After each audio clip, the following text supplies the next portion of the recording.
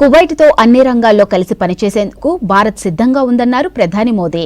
ఆ దేశానికి అవసరమైన మానవ వనరులు, సాంకేతికత భారత్ అందించగలదన్నారు. ఇక జైపూర్లో భేటీ అయిన జీఎస్టీ కౌన్సిల్ పలు కీలక నిర్ణయాలు తీసుకుంది. ఈశాన్య రాష్ట్రాల్లో శాంతి సుస్థిరకు ఎన్డీఏ సర్కార్ కట్టుబడి ఉందన్నారు అమిత్ షా.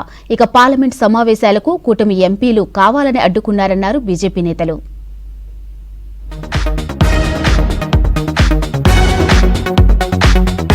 కువైట్ను చూస్తుంటే మినీ ఇండియా గుర్తొస్తుందన్నారు ప్రధాని నరేంద్ర మోదీ.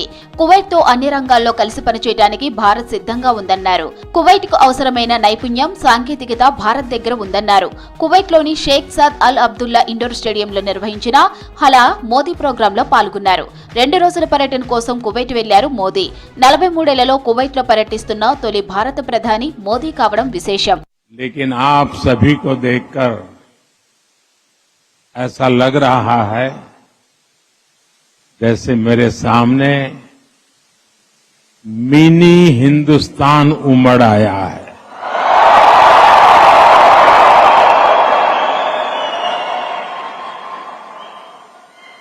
यहां पर नॉर्थ, साउथ, ईस्ट, वेस्ट हर क्षेत्र के अलग अलग भाषा बोली बोलने वाले लोग मेरे सामने नजर आ रहे हैं, लेकिन सबके दिल में एक ही गुंज है. రాజస్థాన్లోని జైపూర్లో సమావేశమైన 55వ జీఎస్టీ కౌన్సిల్ పలు కీలక నిర్ణయాలు తీసుకుంది. కేంద్ర మంత్రి నిర్మలా సీతారామన్ అధ్యక్షతన జరిగిన భేటీలో ఫోర్టిఫైడ్ బియ్యంపై జీఎస్టీని 5% తగ్గించారు. జన్యు సంబంధిత వ్యాధులకు సంబంధించి చికిత్సలను జీఎస్టీ నుంచి మినహాయించినట్లు తెలిపారు. ఎల్ఆర్ఎస్ఏఎం మిసైల్ వ్యవస్థకు సంబంధించిన పరికరాలు, సాఫ్ట్వేర్పై జీఎస్టీ మినహాయింపు పొడిగించారు. అలాగే 50% కంటే ఎక్కువ ఫ్లై యాష్ కలిగిన ఏసీసీ బ్లాకులకు 12% జీఎస్టీ వర్తిస్తుందన్నారు Nirmala. LRSAM system is very important in defense, surface to air missile. So in that we've decided to extend the IGST exemption which are provided to systems, subsystems, equipment, parts, subparts, tools, test equipment, software meant for assembly and manufacture of LRSAM.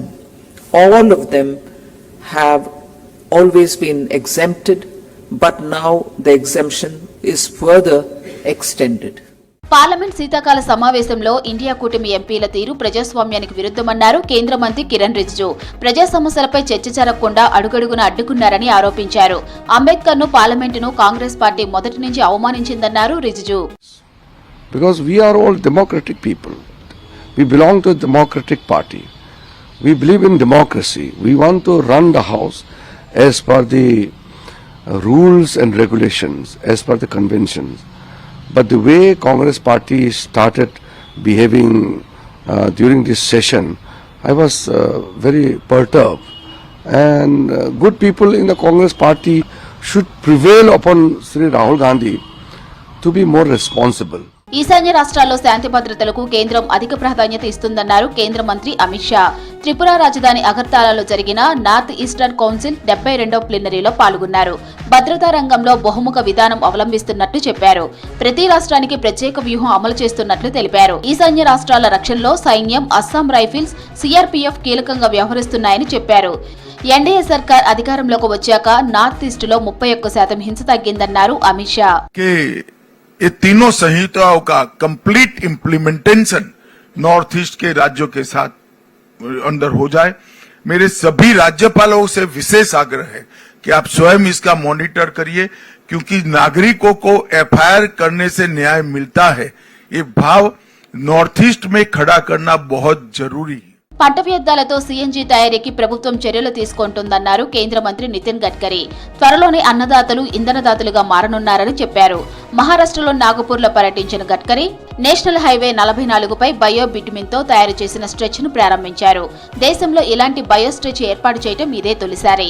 उसको थोड़ा सा साफ सूफ करके वो 10% और जो use tyre होते हैं जो फेंक देते हैं हम लोग रबर के, स्कूटर के, कार के, ट्रक के, उसकी रबर की पाउडर निकालकर 15% और 10% बिटुमेन में डालने के बाद 40 ग्रेड का बिटुमेन तैयार करके इसका 1 किलोमीटर का रास्ता बना. ये प्राज इंडस्ट्री का संशोधन था और सेंट्रल रिसर्च रोड ऑर्गेनाइजेशन का, दोनों ने मिलकर ये फार्मूला बनाया। इसका 1 किलोमीटर रोड बना। పార్లమెంటులో బీజేపీ ఎంపీలను తోసేసిన విపక్ష నేత రాహుల్ గాంధీ ప్రజలకు క్షమాపణ చెప్పాలంటున్నారు ఎన్డీఏ నేతలు. అంబేద్కర్ను మొదటి నుంచి కాంగ్రెస్ పార్టీ అవమానిస్తుందని ఆరోపించారు.